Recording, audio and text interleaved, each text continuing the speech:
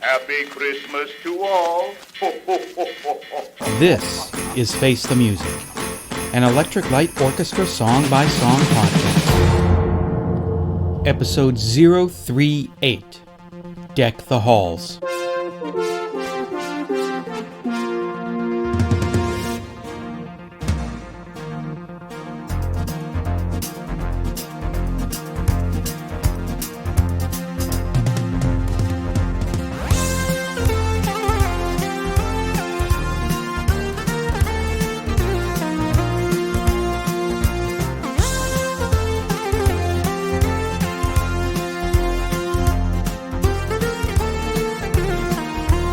What's that song all about?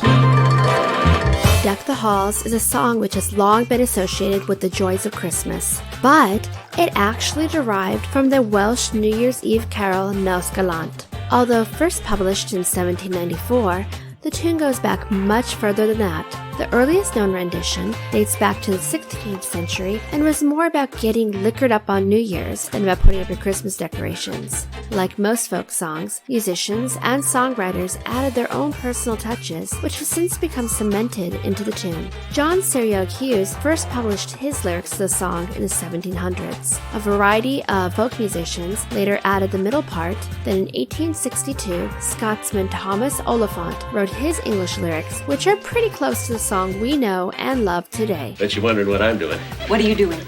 Decking the halls. With boughs of holly. Your annual Christmas joke, funny as ever. I'm Eric Paul Johnson. And I'm Eric Winsenson. So, we have a Christmas carol from E.L.O. And it's not bad. I actually kind of like it. I think it's neat how they mix modern synthesizers, well, modern for 1974, with the big orchestra that they had there on Eldor. Eric! That's not E.L.O. Oh. That's Mannheim's Steamroller. Oh. I thought maybe this was E.L.O. because they orchestra and synth. I really wanted to do a Christmas episode. Can we just start this over again? Happy Christmas to all. This is Face the Music, an Electric Light Orchestra song-by-song podcast. Christmas episode number 1. I'm Eric Paul Johnson. And I'm Eric Winsenson. And to start right off, yes, I knew that was Mannheim Steamroller. But when I first heard it when I was 15, I thought, that's E.L.O. They did a Christmas song. How cool. Because it's got synthesizers and an orchestra, and I thought maybe it was like Christmas 74 or 75. Maybe it was on a B-side or a promo single, which meant, oh my god, I'm never going to be able to find this. But I was relieved to find out it was Mannheim Steamroller. So E.L.O. never did a Christmas song. I love Christmas music. I'll go out of my mind if I don't hear Wonderful Christmas Time. Like Paul McCartney. I know other people disagree, but I love it. And I love E.L.O. I love Christmas. I'm glad E.L.O. didn't do a Christmas song. It brings, I guess maybe, I don't know if dignity is the word I'm looking for, to the E.L.O. name.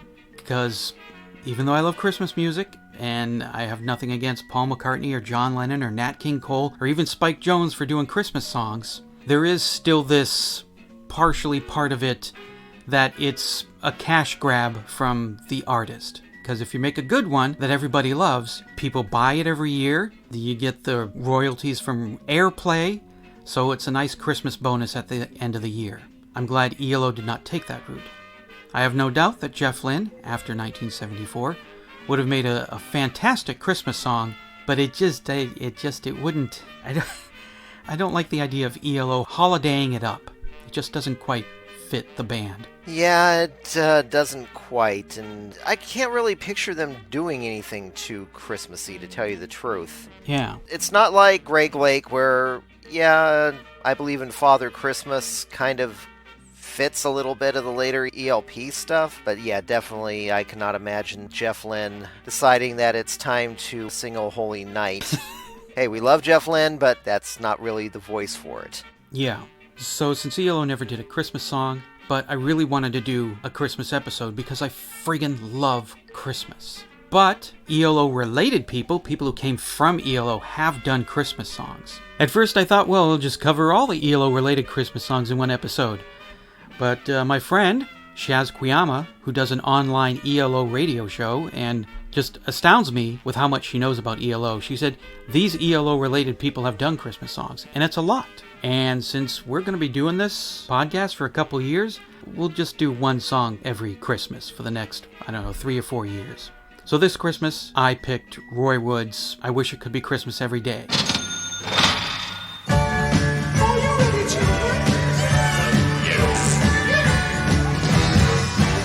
The snowman brings the snow. Well, he just might like to know. Put a great big smile on somebody's face. If you jump into your bed, quickly cover up your head. Don't you lock the doors, you know the treat Santa Claus is on the way. Oh, well, I wish it could be Christmas every day. When the kids start singing and the band begins to play. Oh, I wish it could be Christmas every day. Let the bells ring out for Christmas. We were pretty hard on Roy for the first album, deservedly so. So I picked this one because, at least for me, give Roy a break and show that, yeah, I do like Roy Wood. Although this is Wizard. Same diff. And I like this one. I think it's Christmassy while still sounding Wizard. There was this thing about Roy where he would mix everything just like, it sounded like he pushed everything up and made it muddy sounding. I don't think this one sounds muddy, not as muddy as the other stuff that he's done. I like the little jingle bells, the thing at the end. I like the children's choir, even though I'm not really crazy about children's choir. That can be so overused, but I think he does it in a way that isn't so, well, here's the children's choir. And I like it, and I listen to it every year. I was wondering if the sound that I was hearing was because it was on YouTube, or if it was just so poorly produced. So now you just made it clear of why it sounded like the production sounds like if you left a cassette out in the sun for too long. For the most part, it sounds like if Slade decided to do a Christmas song, because this was the glam rock era, and Wizard was not a prog rock band. They were a glam rock band. Yeah. And so we got a glam rock Christmas song with children's choirs. And I know you said you don't mind it, but there's a reason when they did the most unwanted music back in the late 90s and did a poll and then slapped it all together and the worst music they could. One of the top things that people hated was having to listen to children sing.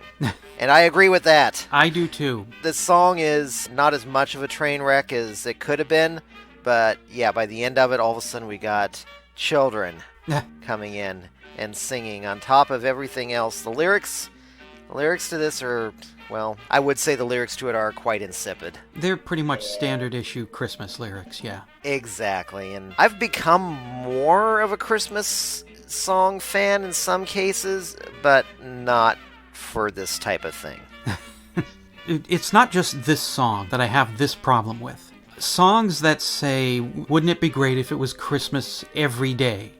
And no, it would not. I love Christmas. If I could, I would marry Christmas and make sweet, sweet love to it every single day. Jesus is watching you. Yeah. But having Christmas every day would kill all the fun of Christmas. It would just get boring. It would just be nothing to it. It'd just be Monday. Actually, there's an old-time radio show from 1946, The Henry Morgan Show. It's called Christmas Story, and it points this out. Goodbye and Merry Christmas. Santa, Yes? how about not coming tomorrow? Not come tomorrow? Yes. Oh, I'd love to, children. My feet are killing me. But you know, it's Christmas every day. It was your idea. See you tomorrow. Christmas, you know. Oh, those bells. I think I'll put in a buzzer. Well, goodbye.